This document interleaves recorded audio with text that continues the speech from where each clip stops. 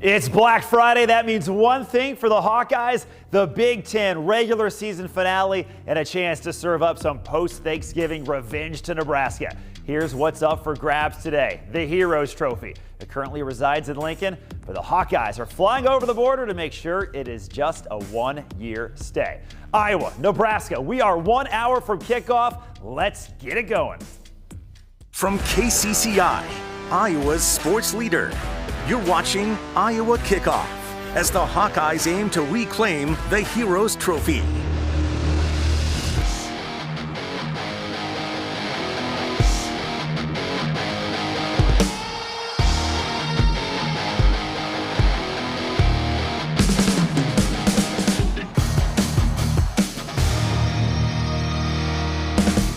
And you are looking inside beautiful historic Memorial Stadium. It is empty now, starting to fill up. Things are about to get loud. Welcome in, everybody. Thank you for joining us as you fight through that turkey hangover. Iowa and Nebraska kickoff in less than an hour. The game is right here on KCCI. But first, we have a jam-packed hour-long pregame show ahead. And we begin with KCCI Shannon Earhart, who is live outside Memorial Stadium. Shannon, do you see that sea of red so far starting to trickle in?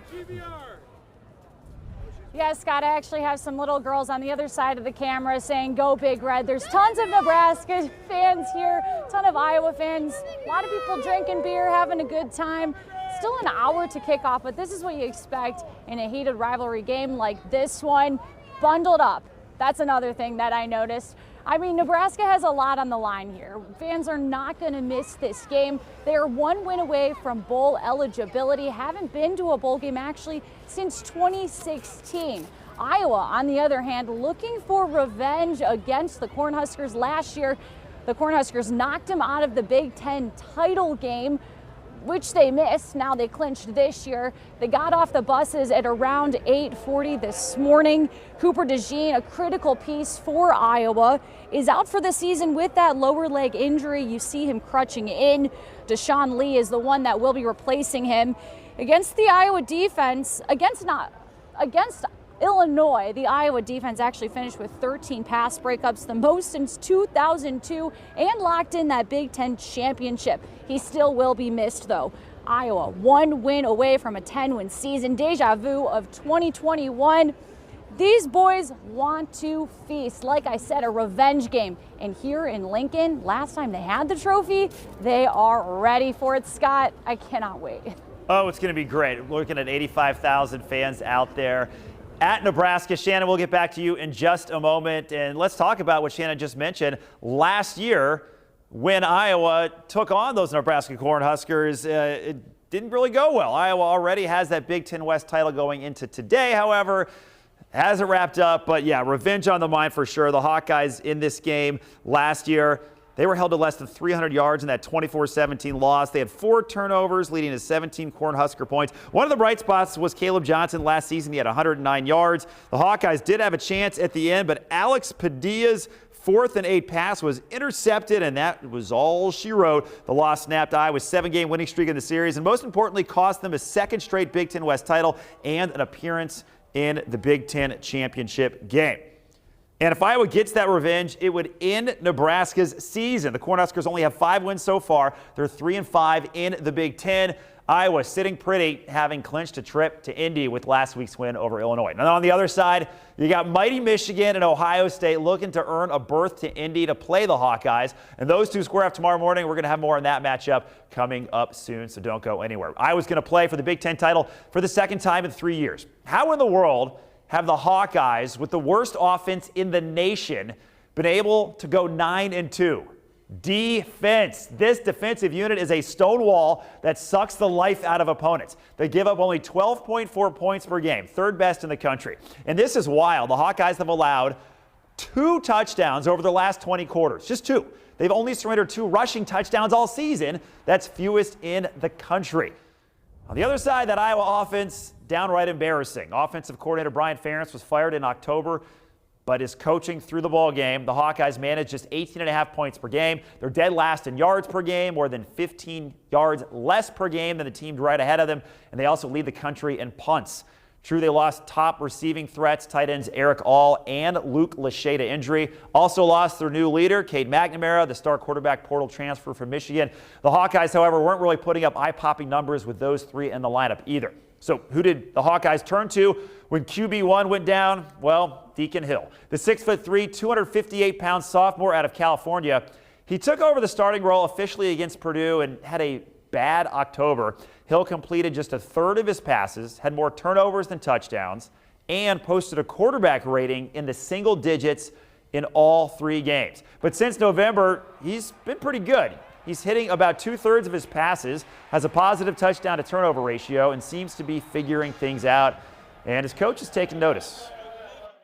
So it's just been a process, and we're not out of the woods yet, certainly. But, I just think I can't say enough about his attitude. Easy to get down, and, that's a position where everybody notices, everybody's got an opinion, and it wasn't going great. So, he could have gone south on that one, but he stayed positive and kept working, and just nice to see him get rewarded a little bit, kind of like a little bit representative of our whole football team. Well, at the end of the day, Iowa keeps winning. Nebraska, not so much. They come into the game on a 3-game losing streak, and the 3 agonizing losses have been by a combined 13 points. There is reason for optimism. For the highlights and lowlights of Iowa's opponent today, let's send it back out to Shannon Earhart, who is live at Memorial Stadium. Shannon? Yeah, this year's Nebraska team, to put it lightly, is not great, but they are coming off their best offensive performance of the season.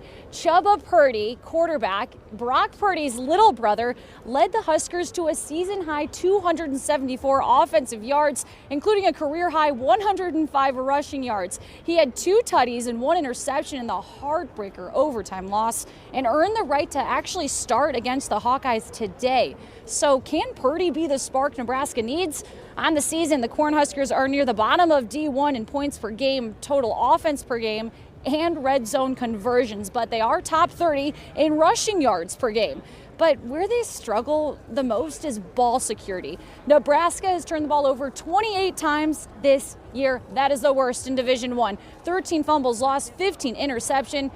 To put it in a nice way, hot garbage for turnovers.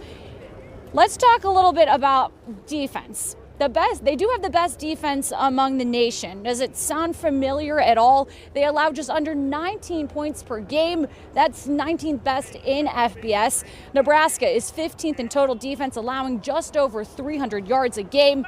The defense feeds off the Memorial Stadium crowd as well. Throw out that 45-7 sucker punch from Michigan, and the Husker defense has allowed less than 12 points a game at home. It sort of parallels Phil Parker's defense, where it's all about fearless football, both in life and on the field. There's one piece of the Iowa secondary who almost fell into that trap of not playing fearless football, but he turned it around this season. Defensive back Sebastian Castro credits his success to 3 people: his mom, older brother, and Ray Lewis. Everything like he said, even though it was like football talk, it just correlated into life. He knew at a young age how he wanted to make a living. I was like in 8th grade when I probably realized I want to play in the NFL. And I kind of made a plan for myself just to focus on football this whole time. Which isn't easy. There was like a lot of hard times when I was here. Thought about like transferring and whatnot. It would be like tough. It would be grueling sometimes, and like I wanted to be the best, but I just wasn't. And it was hard to accept that fact sometimes. But it is what it is. So he kept grinding. I made a commitment to myself. Like once I start consistently producing, I don't have the right to quit on the program. He's done the hard work. He's paid his dues. He's been out there every day. He's a tough-minded guy. He loves the sport, loves his teammates. Put in the work, and the results will come. Relentless. I mean, I gotta have the ball. I want the ball. Castro has 3 interceptions this season in his 5th year as a Hawkeye. I feel like I was always like in the shadow because I haven't made a big play like that. I mean, it sounds like I'm looking for like validation, but I really wasn't. Like, I guess I was just trying to prove it to myself. And fulfill that middle school dream.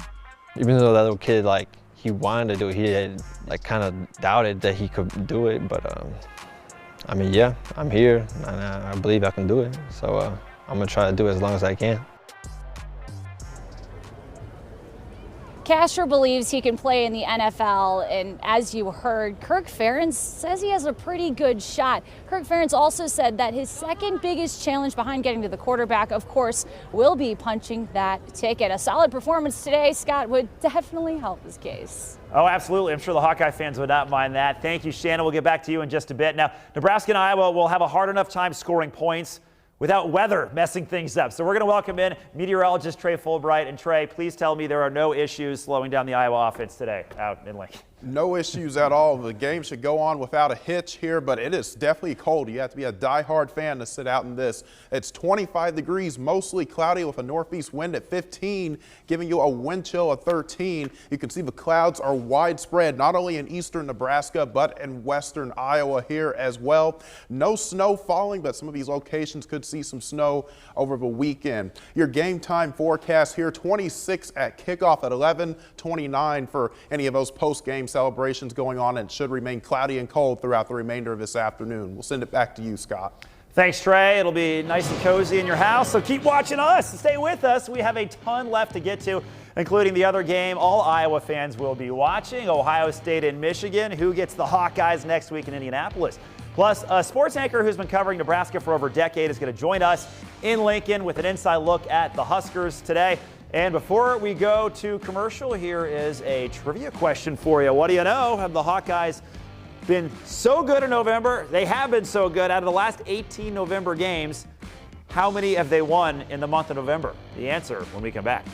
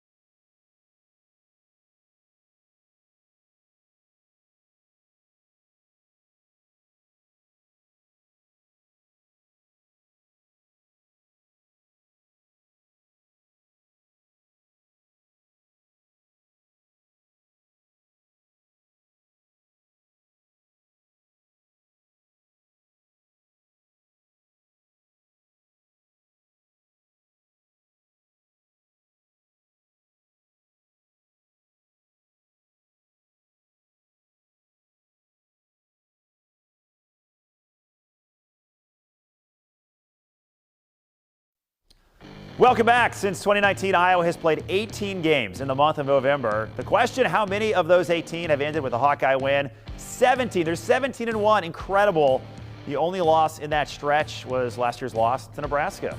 Welcome back to KCCI Iowa Kickoff. We were about 45 minutes away from the Heroes game as we take a look at Memorial Stadium. The home of the Cornhuskers may be gorgeous, but do you know which place looks better to the Hawkeyes? Lucas Oil Stadium, also known as the site of the Big Ten Championship game. There's a look at Nebraska. And there's a look at Lucas Oil. The Hawkeyes have earned their berth, but who is going to join them in that title game next Saturday? Well, one of the top 3 teams in the country. Number 2 Ohio State faces number 3 Michigan on Saturday. It's a battle of undefeateds. Winner on to that title game and also remains in control of their college football playoff fate. And let's break it down for this one. Expect a defensive battle. These teams are 2 of the top 3 in total defense. Ohio State has the advantage in offensive production. Michigan is really good at both protecting the ball and taking it from other teams.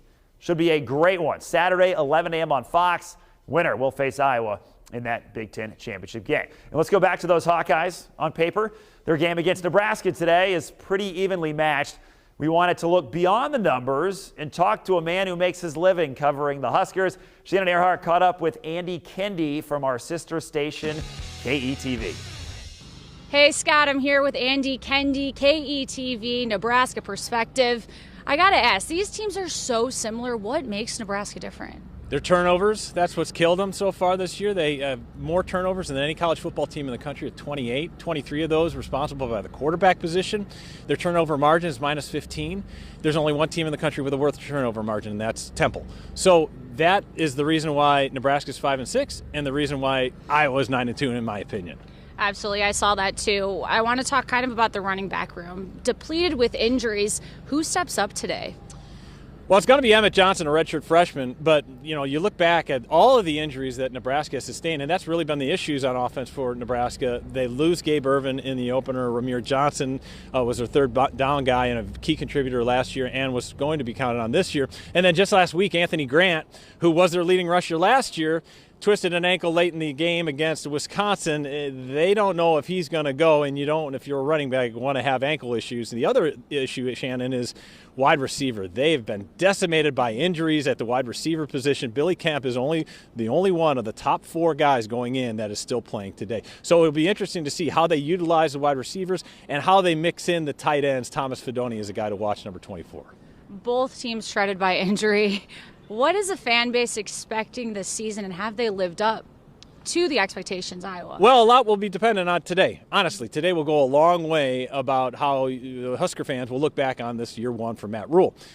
Everybody coming in said 6 wins in a bowl game would be awesome, and they are right on the precipice of that. But they got to take care of business against Iowa. I know a lot of Husker fans wonder how Iowa comes in mentally because they've already clinched up the Big Ten West. But I know for Nebraska fans coming in, if they could get 6 wins and go to a bowl game over the Christmas holiday, that would be a success for a lot of these Husker fans. That's why today is so important.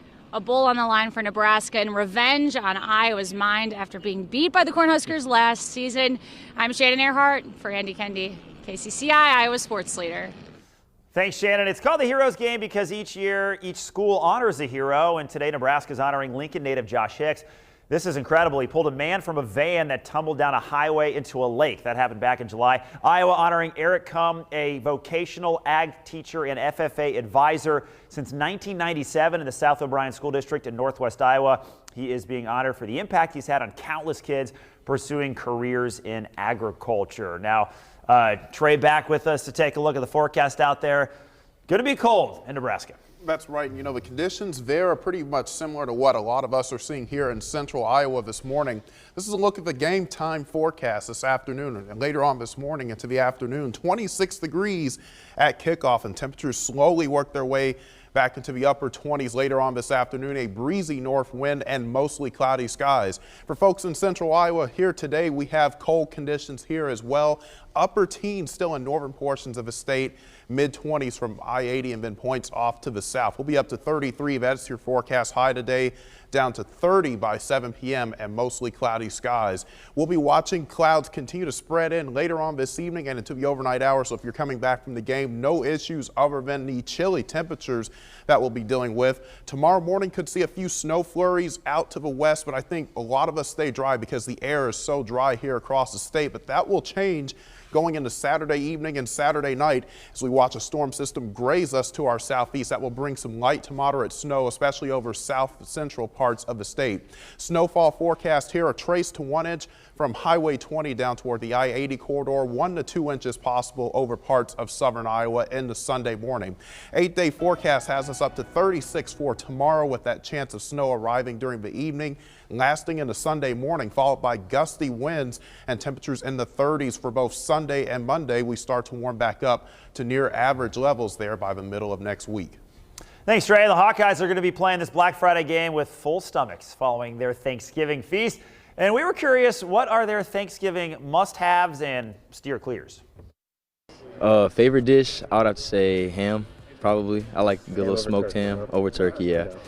Least favorite, stuffing, sadly, yeah. Least favorite, I'd probably say like cranberry stuff. I hate cranberry sauce. I don't know why. I like cranberry like juice, but for some reason that stuff geeks me out. I don't like it. I'll tell you my least favorite is the cranberry sauce or the sweet potato mash. I'm not a sweet guy. Thanks. I'm more of a savory. So my least favorite is probably, I don't like turkey. My favorite's probably stuffing.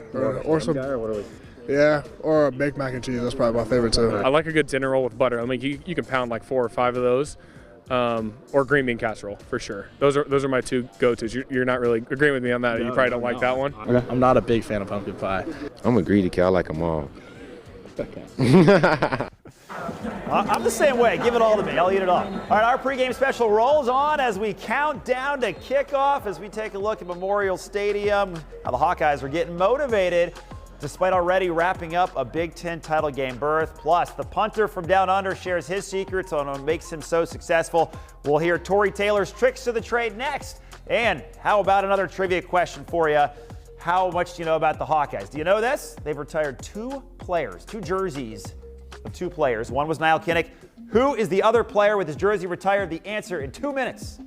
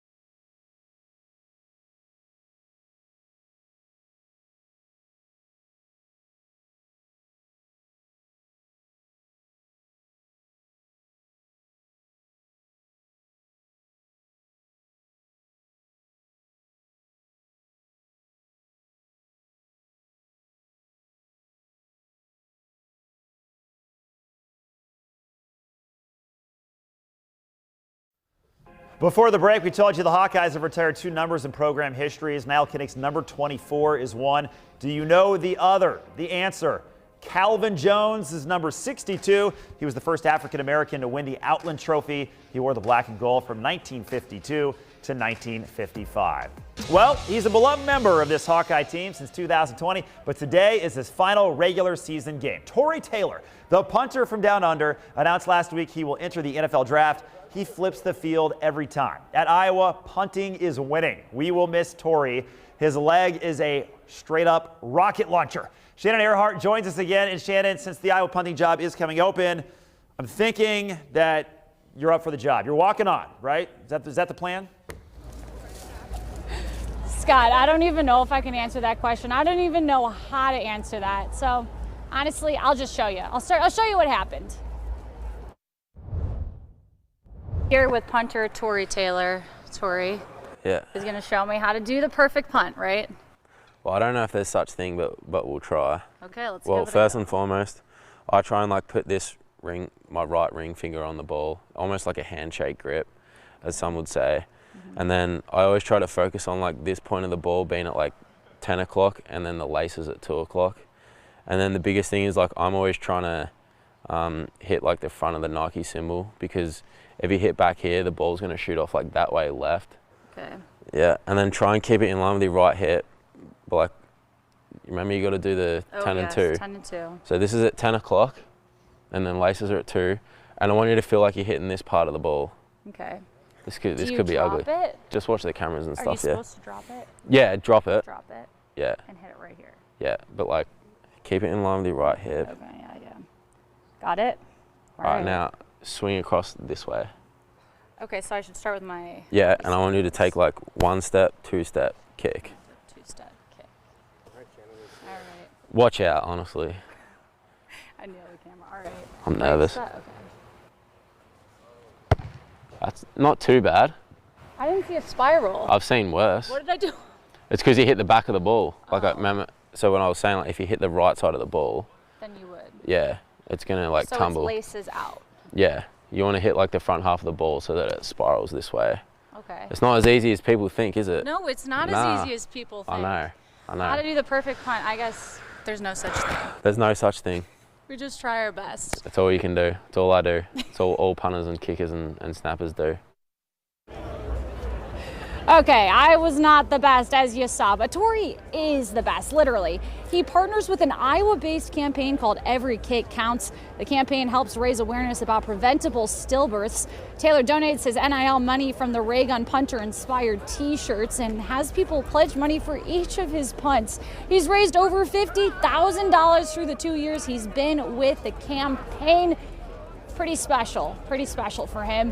We're about 30 minutes away from kickoff. I'm going nowhere, but fans are headed towards the stadium. Stay right there.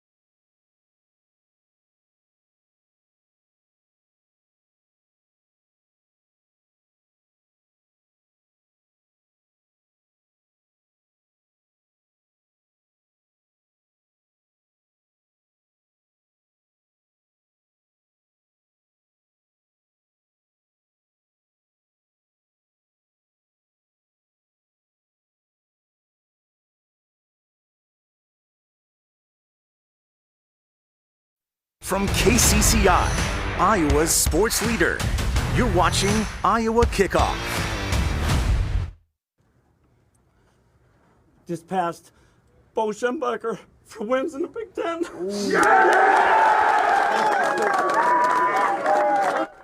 Kirk Ferentz does not get emotional a lot, but when he does not hold back. That was longtime assistant Phil Parker handing him the game ball last Saturday after Iowa won the Big Ten West, and Ferentz passed Michigan great Bo Schembechler for all-time wins in Big Ten play. Kirk now has the third most wins in Big Ten history, 11 wins away from holding the record by himself. Welcome back, everyone. The bigger achievement Kirk's boys are bound for Indy a week from Saturday. But first, one more game to focus on. It starts in about half an hour. Which team will come out more aggressive? You could make the argument that Nebraska has more to play for since they have to win to make a bowl game. Plus, it's a home game for them. Plus, Iowa already won the division. So we want to know, what's the chance Iowa comes out not as hungry as the Huskers? You know, and I may be wrong right now, but one thing I'll be surprised if we're not focused and play hard on Friday. And part of that survival instinct, because we have no other choice. We're not going to line up and just beat people. Like, we can't do that, and our guys know that. We're all in on this game, just like how I thought it would be, and that's how everyone on the team wants it to be. We know how important these November games are. Well, despite the abysmal offense, the defense and special teams have stepped up to help the Hawkeyes to a 9-2 record. Only one of those losses have come on the road, and that was at Penn State for the Whiteout. That was a flat-out embarrassing 31-0 beatdown that saw the Iowa offense muster up only 76 total yards. In the other 3 road games, including the game at Wrigley Field, the Hawkeyes are scoring an average of 15 points per game while giving up less than 9. They say there's no place like home, but the Hawkeyes seem to enjoy the road too. And on the road is where the Hawkeyes will wrap up this year's regular season. Let's toss it back out to our own Shannon Earhart live at Memorial Stadium about a half hour before kickoff. And Shannon, remind the fans at home what happened the last time Iowa was in Lincoln. Yeah, let's turn back time, 2021. What a game it was. It should have been smooth sailing for Nebraska. They were up by 15. They blew that lead and it turned into a hailstorm. Check it out here. In witching hour, Nebraska unraveled. The Hawkeyes stuffed a 4th down punt attempt, turning the 12-point game into 6. A combination of special teams and defense tied the game at 21. Iowa punched in a touchdown with just under 3 to go, which made it 28-21. And here's where Nebraska's first-year quarterback Logan Smothers hit the panic button. After converting on 4th down with a minute to go, the Iowa defense said no more. Smothers threw a game-ending interception picked by Jamari Harris, which kept the trophy in Iowa City for the 7th straight season. Also, the last time Iowa had a 10-win season. But let's stop living in the past and move on.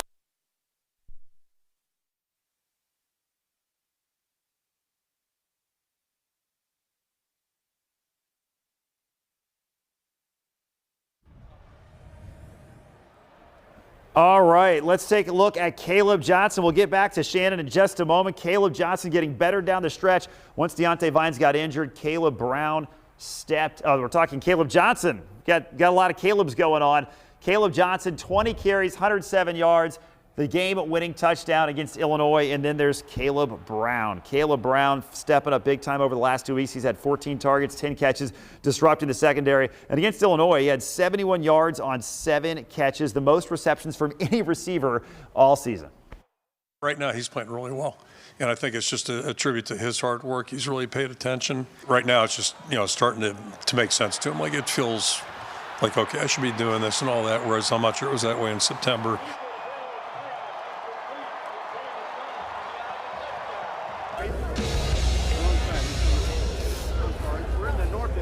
Each team has its own game day traditions. We'll talk about a few Nebraska ones. They used to do that balloons. They would release them all. They stopped doing that last year, but this is what they're doing now. As the Huskers make the long walk from the locker room to the field, there's a horseshoe hanging outside that they all touch for good luck. They then walk through the fans on the quote-unquote red carpet before being released into 85,000 screaming fans. Matt Rule, the new head coach for Nebraska, established a new culture, and the players have bought into it. He brought this from Baylor. Instead of captains, he hands out single-digit jerseys. So you might see some D linemen with low numbers. That's why number 0, Nash Hutmacher, and number 9, Ty Robinson, are 2 of them. He awards the players for hard work. The head football coach is implementing a system that awards a single-digit jersey numbers to the toughest players on the team, a tradition he utilized at Temple and Baylor and now here at Nebraska. It's not voted on by the coaches. It's nothing to do with the coaches. It's all the players. Right? Who's the perfect embodiment of what we want Nebraska football to be, and who are the men that represent us the best. And so, it was cool to see that, and I think they picked 4 really deserving guys. this game a tradition, too, as it's the 13th straight Black Friday brawl between these two teams. Scott. Awesome. Thank you, Shannon. Well, fans watching the game will definitely recognize the last name on the jersey of the Nebraska quarterback. It's Chubba Purdy. Chubba is the younger brother of Cyclone legend and current 49ers superstar Brock Purdy. Chubba was also one of the nation's best quarterbacks coming out of high school in Arizona. He went to Florida State for 2 years, only started one game. Last year at Nebraska, he was listed as a freshman, started twice. This year, this is actually going to be his second start of the season. Last week at Wisconsin, he had a huge game, 274 yards of total offense, over 100 yards rushing. Best offensive output by a Nebraska quarterback this season. And now he's hoping to prove his football journey is finally panning out. I mean, yeah, it's crazy. Like, I look back and I'm like, man, it's already been 4 years.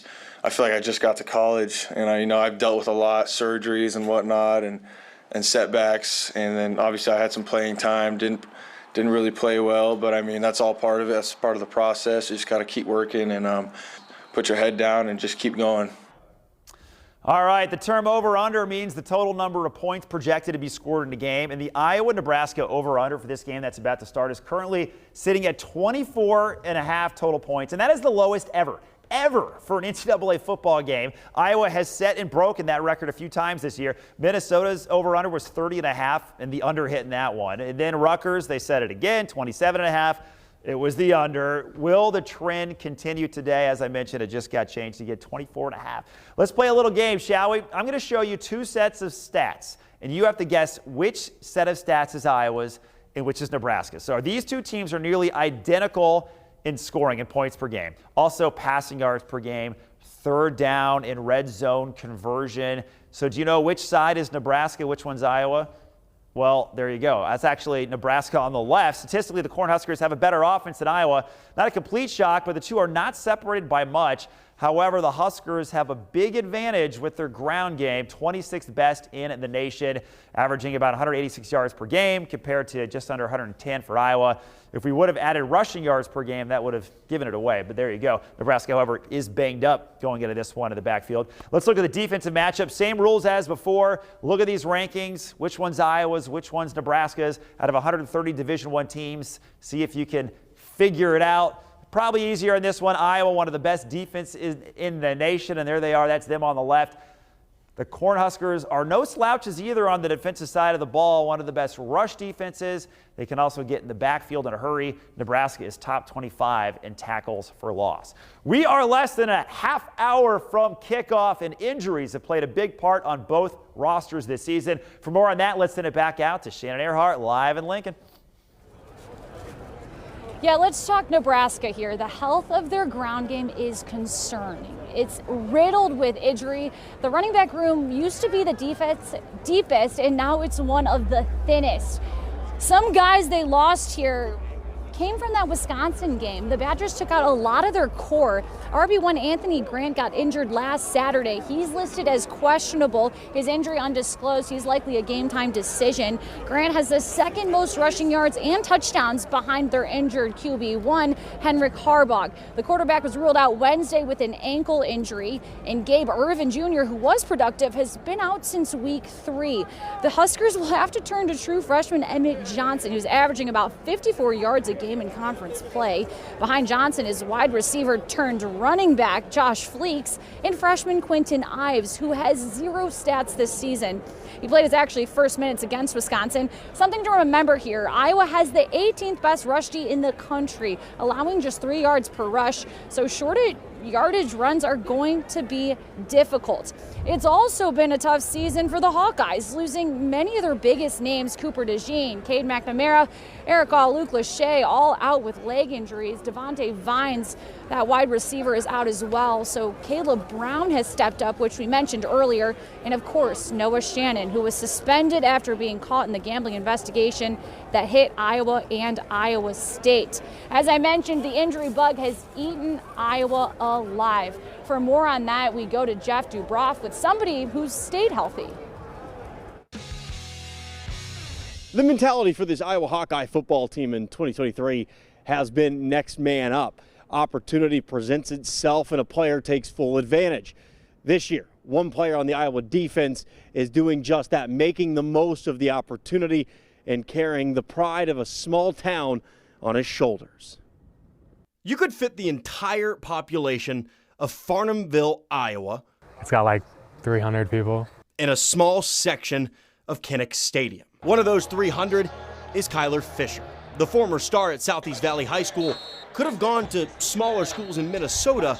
He decided to stay in Iowa, stay near his family as a walk-on for the Hawkeyes. I feel like it's for them. I'm sure that they liked it. That decision, though, has paid off. Not only is he near family, but in his senior year, Fisher is finding his stride. 23 tackles on the season, 3.5 of those for loss, and 1 sack. And in perhaps the toughest environment in the country, the Penn State Whiteout, Fisher got his first career start. It was really cool going out there, especially against like Penn State. And right off the bat, they tried to attack me, which I took a little personal.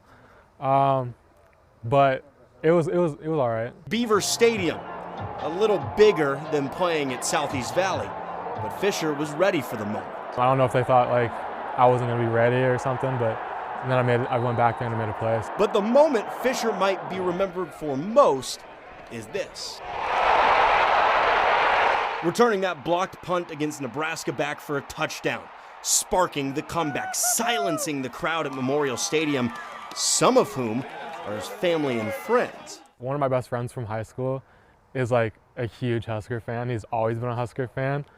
So like he comes like every Nebraska game, he's at the game and he's in Nebraska gear. This year as Fisher returns to Lincoln, he's hoping that Husker fan is rocking some black and gold.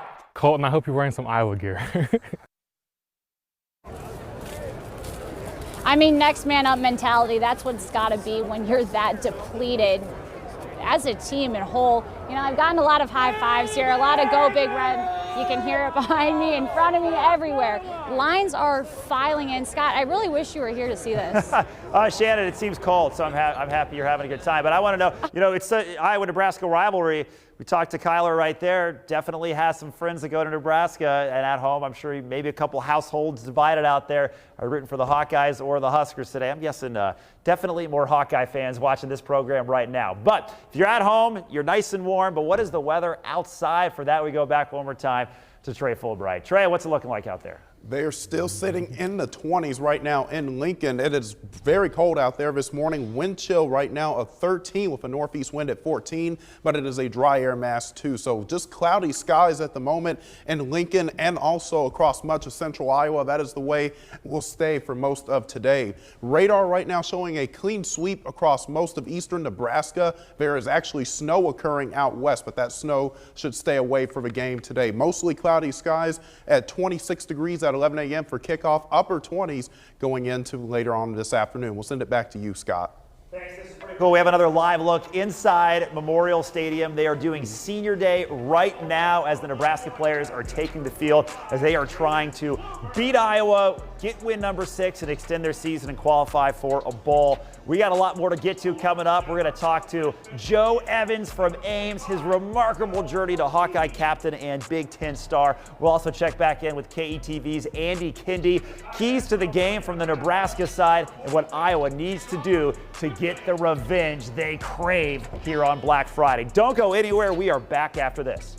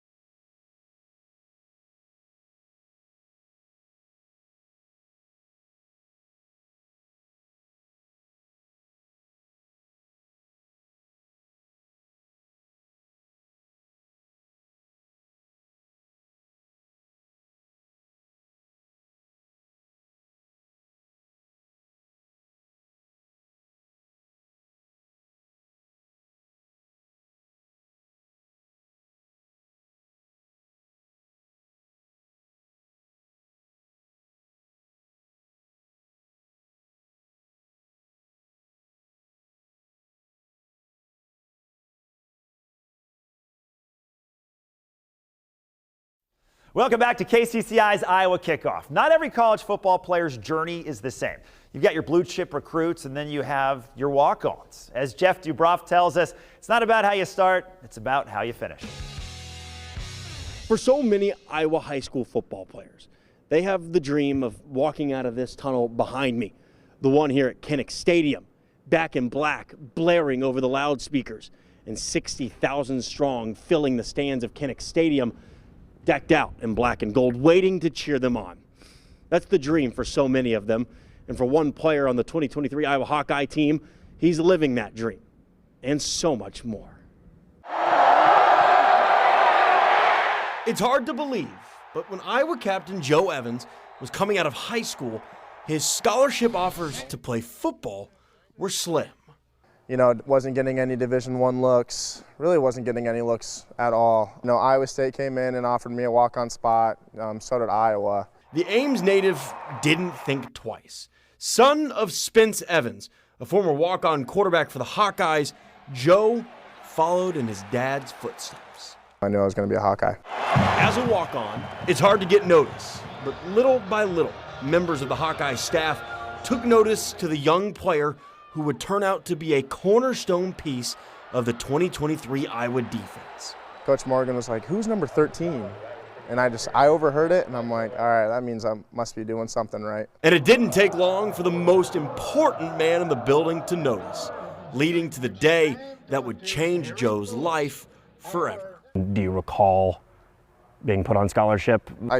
I'll remember this perfectly. I'm standing like right at that yellow, and I'm watching kickoff, and all of a sudden I catch out of the corner of my eye, like Coach Ferentz is like locked in, and I'm like, oh shoot, I'm going to my head, I'm like, did I do something wrong? And he's just like beelining towards me, and I'm like, okay, like this is usually not, all right, we'll see what this is. And he comes over to me, he's like, hey Joe, like how's it going? I'm like, yeah, like it's going good, Coach. He's like, how's your family doing? I'm like, they're doing great. And he's like, yeah, I just want to let you know we just put you on scholarship. It would be the start of a remarkable journey for Evans, from walk-on to captain, an honor he'll carry with him for the rest of his life. And that's like my biggest accomplishment. I don't think that's something I'll ever get over, and something that I don't take lightly, that my teammates voted me as a captain and be one of their leaders. He earned that vote.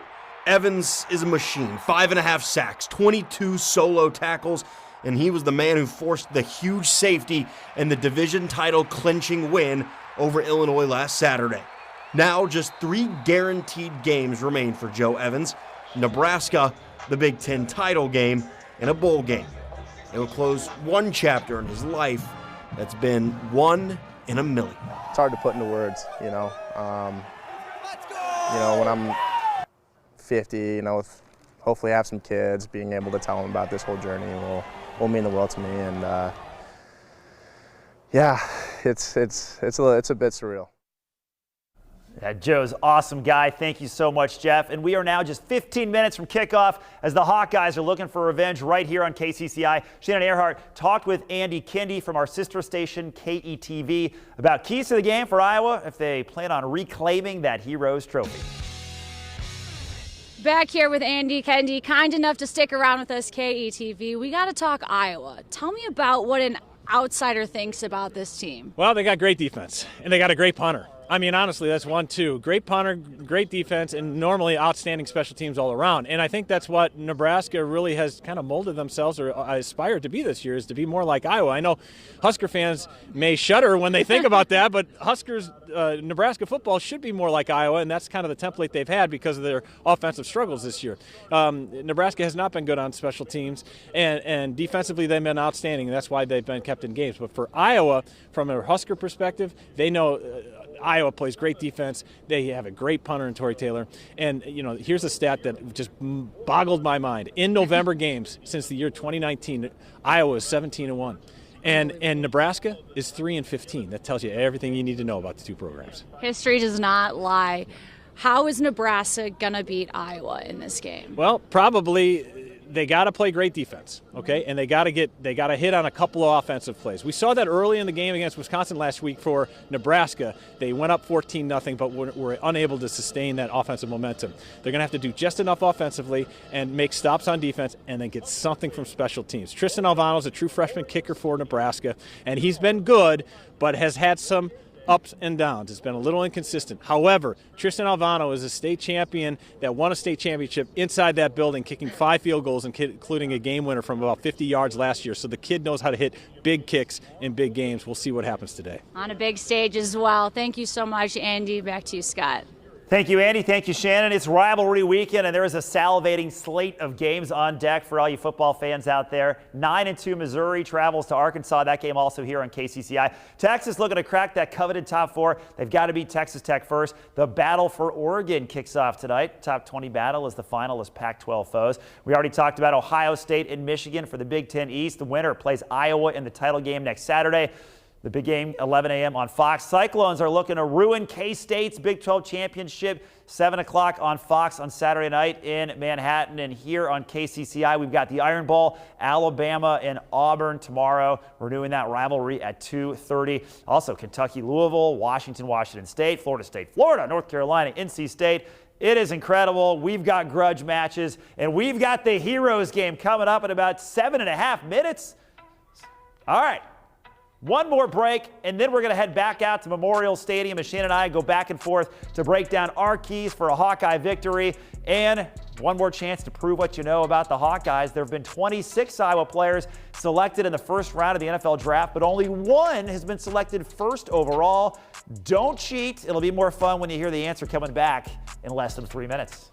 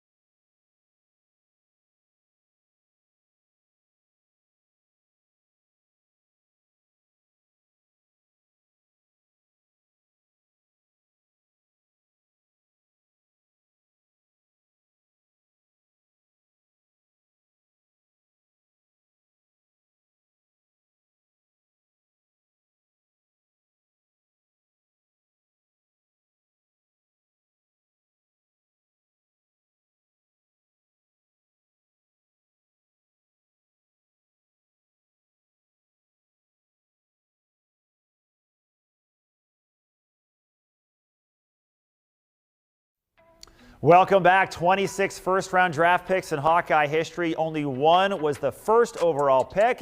You know who it was? I'll be impressed. Randy Duncan from Osage, Iowa, back in 1959 when the Packers took him #1. Robert Gallery, by the way, went #2 to the Raiders. And we are minutes away from kickoff at Memorial Stadium. Shannon, I know you're itching to get in the door, but first, before we let you go, I'm looking for a big game out of our guy Xavier Wampa from Southeast Polk. Without Cooper DeJean, someone's going to need us a little pick six action. I'm picking the X-Man. What about you? Who do you see stepping up? Yes, Scott, I actually see Sebastian Castro stepping up. That hunger in his eyes that I saw, and just from what he was saying, his whole demeanor when I talked to him earlier this week, I could see him getting a pick. I could also see Nebraska dropping the ball a few times, that Iowa D-line being able to recover. They do have the 18th best rush defense in the country. I know Nebraska's #5, and we've talked about a strength versus strength battle, but I think Iowa comes out with the upper hand. And, if the Iowa offense can keep from going 3 and out, it obviously helps the defense, right? So if the Iowa passing game can get going, the Iowa running game can get going, they can get in the red zone, which once Iowa gets in the red zone, they're about 86% good at converting in the red zone and get 7 points for the Hawkeyes. So I guess we'll see, but my final score prediction, 10-9. I think there's just one touchdown in this game because defense versus defense. Going with the under again, that would be with the trend that we've seen the last month, basically the whole season for the Hawkeyes. Thank you, Shannon. Nebraska is favored by 2.5 points in this game. I'm going all defense as well. I'm going to say Iowa wins again. They've been hot. They're on the winning streak. Nebraska is not, so I'm going to pick the Hawkeyes. I'll say 17-13, why not? The trend continues. 17-13. there you have it. There you Hawkeyes pull it out. The offensive. That's my scoring. Is that the same one you said? No, she said got 10. the over. Oh, I said okay, 10-9. All right, try not to make too many frenemies out there with all those Nebraska fans. Thank you so much, Shannon. Thank you for our producer, Tyler Riederhoff, Robbie Risman, photographer, Jeff Dubroff. Thank you for watching. The game is coming up in minutes right here on KCCI. Can Iowa get revenge? Stay tuned and find out.